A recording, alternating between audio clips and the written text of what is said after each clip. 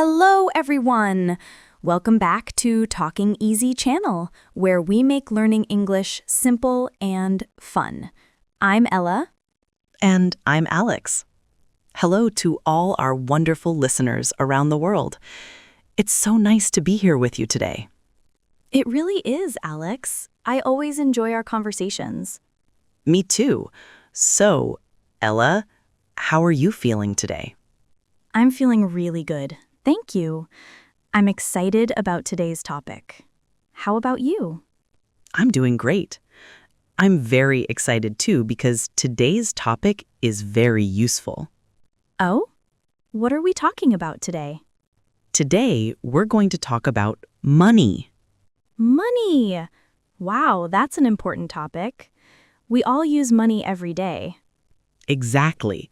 We're going to talk about banks, saving money, credit cards, and a little bit about investing. Investing? That sounds interesting. I don't know much about that. Don't worry. We'll make everything very simple and easy to understand. Perfect. I'm ready to learn. But before we start, Alex, let's ask our listeners for a small favor. Yes, if you're enjoying our podcast, please click the like button. It really helps us. And please subscribe to Talking Easy channel. We make new episodes every week to help you learn English. Also, share this episode with your friends. Maybe someone who wants to learn about money too. Yes, please share. Your support means so much to us. Okay, Ella, I'm ready. Let's talk about money. Let's do it. All right, Alex. Let me start with a simple question. Where do you keep your money? Well, I keep some money in my wallet. Good. What do you have in your wallet? I have cash, paper money and coins. Do you like using cash? Sometimes. I use it for small things like buying a snack or paying for the bus. That makes sense. Do you like carrying coins? Not really. Coins are heavy, and they make my wallet fat. I agree. Coins can be annoying. That's why many people use cards now. Yes, I have cards too. I have a few different ones. The type of card is very important. There are two main types: What are they? debit cards and credit cards. Oh, I always get confused about these. What's the difference? Let me explain it simply. A debit card is connected to your own money, the money you already have in your bank. So when I use my debit card, the money comes out of my account right away. Exactly. If you have $100 in your account and you buy something for $30, you'll have $70 left. I see. So I can only spend the money I already have? That's right. If you have zero money in your account, the card won't work. That's good. It's safe because I can't spend money I don't have. Exactly. Now, credit cards are different. How are they different? When you use a credit card, you're borrowing money from the bank. Borrowing? So it's not my money? Not at that moment. The bank pays for your purchase, and you have to pay the bank back later. When do I pay the bank back? Usually at the end of the month, you get a bill that shows everything you bought. What if I don't pay the bank back on time? Good question. If you don't pay on time, you have to pay extra money. This is called interest. Interest? That sounds expensive. It can be very expensive. Interest is the cost of borrowing money. So I need to be careful with credit cards? Yes, credit cards are useful, but you must be responsible. Always pay your bill on time. Okay, I understand now.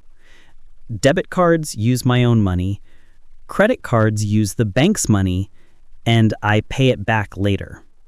Perfect! You've got it. So, Ella, where does our money live? In the bank? Yes, most people have a bank account. Actually, it's good to have two types of accounts. 2 accounts. Why do I need 2? One is okay, but two is better. Let me explain. Okay, I'm listening. The first type is called a checking account. Checking account. What's that for? A checking account is for your everyday life. You use it to pay rent, buy food, pay bills, and other daily expenses. So this is the account I use all the time? Exactly. Your debit card connects to this account. I understand. What about the second account?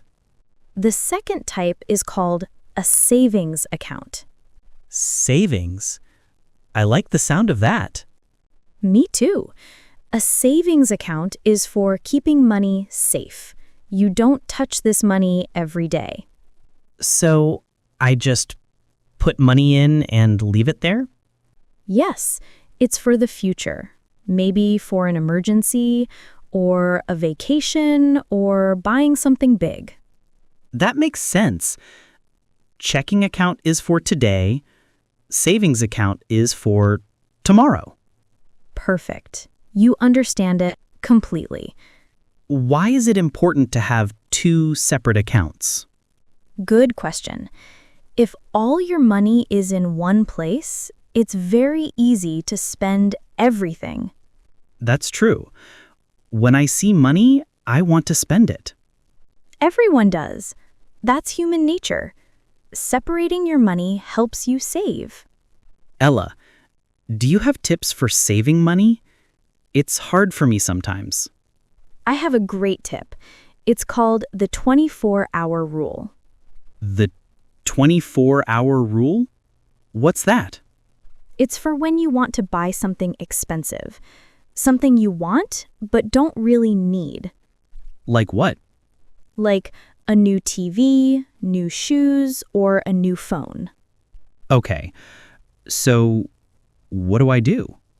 When you see something you want, don't buy it immediately. Go home and wait 24 hours. Wait 24 hours? But I want it now.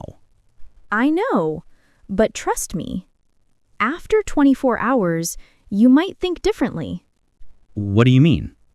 The next day, you might think, do I really need this? Maybe I don't need it right now. Oh, the excitement goes away. Exactly. This helps you avoid impulse buying. Impulse buying. What's that? Impulse buying is when you buy things too quickly without thinking carefully. I do that, especially when I see cookies at the store. We all do it. That's why the 24-hour rule is so helpful. Any other tips for saving money? Yes, always look for sales and discounts. Oh, I love sales. Things are cheaper, right? Exactly. A discount means the price is lower, like 10% off or 50% off. I always look for those sale signs. Good. Sales help you save money. Ella, how can I know if I'm spending my money well? That's a great question. Do you have a budget? A budget? What's that? A budget is a plan for your money. A plan. How does it work? You write down how much money you get each month, then you write down how much you spend. So I keep track of my money. Exactly. When you have a budget, you can see where your money goes. That sounds useful. I think I spend too much money on eating out. Eating out is expensive. How often do you eat at restaurants? Maybe 3 or 4 times a week? And how much do you spend each time? About $15 each time. Okay, let's calculate. $15 times 4 is $60 per week. That's about $240 per month. Wow, $240 just on eating out? That's a lot. Yes. If you cook at home more often, you could save maybe $150 each month. That's so much money. I could save that. Exactly. Small changes make big differences. What else should I think about when making a budget? Think about needs and wants. Needs and wants? What's the difference? A need is something you must have to live, like food, water, a home, electricity. And a want? A want is something nice to have, but you can live without it, like new clothes, entertainment, going to movies. So I should pay for needs first? Exactly. Needs come first. Then, if you have extra money, you can spend on wants. That makes sense. Also, before you buy something, ask yourself a question. What question? Will I use this in 6 months? In 1 year? That's a good question. If the answer is no, maybe you don't need to buy it. I'm learning so much. I need to make a budget. Yes. Start this week. Write down everything you spend for 1 month. Everything? Yes, even small things like coffee or snacks. Okay, I'll try it. Ella, earlier you mentioned investing. I hear this word a lot, but I don't really understand it. Can you explain? Of course. Investing is very interesting. It's different from saving. How is it different? When you save money, you put it in the bank, and it just sits there. It's safe, but it doesn't grow much. So my money just stays the same? Pretty much. Maybe it earns a tiny bit of interest, but not much. Okay, so what is investing? Investing is when you use your money to make more money. Make more money? How? You buy things that can grow in value over time, Like what? like stocks or property or other investments. Can you explain it with an example? Sure. Imagine your money is like a seed. A seed? Like a plant seed? Exactly. When you save money, the seed just sits there. But when you invest, you plant the seed. And then it grows? Yes. Over time, it grows into a plant. Your $100 might become $150, then $200, then more. That sounds great. But how long does it take? That's important. Investing takes time, not days or weeks, usually years. Years? That's a long time. Yes, but that's how investing works. It's for long-term goals, What kind of long-term goals? like retirement. That's when you stop working because you're older. So investing helps me have money when I'm old? Exactly. Many people invest so they have money in their retirement. But, Ella, is investing safe? Can I lose money? That's a very important question, Alex. Investing has risk. Risk? What does that mean? Risk means there's a chance you could lose money. Investments can go up or down in value. So sometimes I might lose money? Yes, that's possible. But over a long time, investments usually go up. Usually? Not always? Not always. That's why it's called risk. But historically, over many years, investments tend to grow. Can you give me an example of investing? Sure, one common way is buying stocks. Stocks? What are those? Stocks are small pieces of ownership in a company. So if I buy a stock, I own part of a company? Exactly. A very tiny part. If the company does well, your stock becomes more valuable. And if the company does badly? Then your stock might lose value. That's the risk. What other ways can I invest? You can invest in real estate. That means buying property. Like buying a house? Yes, you buy a house, and over time, it usually becomes more valuable. So I could buy a house for $200,000 and maybe sell it later for $300,000? Yes, that's possible. But remember, it takes many years. Investing sounds complicated. Should everyone invest? It's good to learn about it, but first, make sure you have emergency savings. Emergency savings? What's that? Money you can use quickly if something bad happens. Like what? Like if you lose your job, or your car breaks, or you get sick. How much should I have in emergency savings? Most experts say 3 to 6 months of expenses. That's a lot. It is, but it's very important. Emergency savings first, then investing. Okay, I understand. Save for emergencies first, then think about investing. Exactly. Alex, let me tell you about some good money habits. I want to hear this. What are good money habits? First habit, pay yourself first. Pay myself? What does that mean? When you get your salary, save some money first before you pay bills or buy anything. How much should I save? Start with 10% of your income.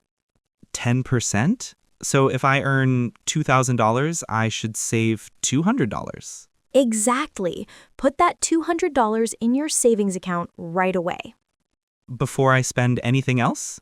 Yes, this way you always save money. That's smart. What's another good habit? Track your spending. What does that mean? Write down everything you buy. Every coffee, every sandwich, everything. Why? Because then you can see where your money goes. You might be surprised. Surprised how? You might think, wow, I spend $100 on coffee every month. I didn't know that. And then I can change my habits? Exactly. Knowledge is power. What's another good habit? Avoid debt when possible. Debt. What's that? Debt is money you owe, like credit card bills or loans.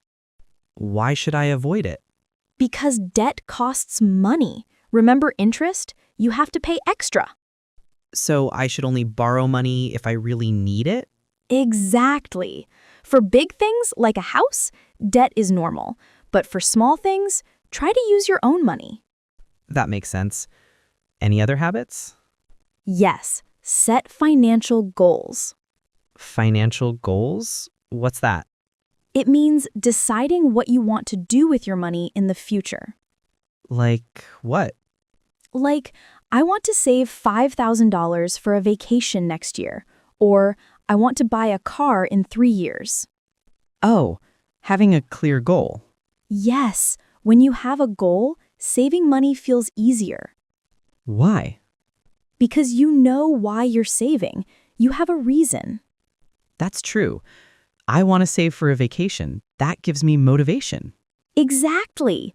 Goals give you motivation. Ella, what are some mistakes people make with money? I want to avoid them. Great question. Let me tell you some common mistakes. I'm ready. First mistake, living above your means. Living above my means? What does that mean? It means spending more money than you earn. Oh, that sounds bad. It is. If you earn $3,000 per month but spend $3,500, you have a problem. Because I'm spending $500 more than I have? Exactly. This creates debt and stress. What should I do instead? Always spend less than you earn, even if it's just a little bit less. What's another common mistake? Not reading the fine print. Fine print? What's that? The small words on contracts, credit card agreements, or bank documents. Oh, those tiny words. I never read them. Many people don't, but those words are important. Why? Because they explain fees, interest rates, and rules. If you don't read them, you might get surprised later. Surprised how? Like, oh no, This credit card has a $50 annual fee. I didn't know that. So I should always read everything?